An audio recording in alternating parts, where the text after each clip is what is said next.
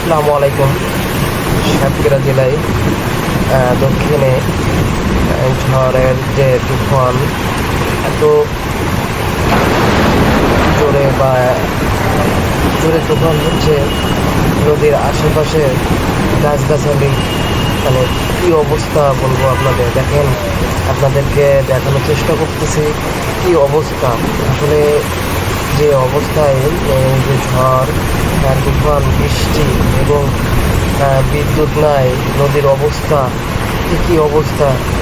পুরো নদীতে মেসামতি নদীতে দেখেন কী অবস্থা, যে নদীর পানিগুলো এত পরিমাণ তুফান উঠছে, বাতাস আর যে পরিমাণ দমকা বাতাস ছাড়তেছে, আসলে আমাদের টিকে থাকা অনেক দুষ্কর হয়ে পড়তেছে।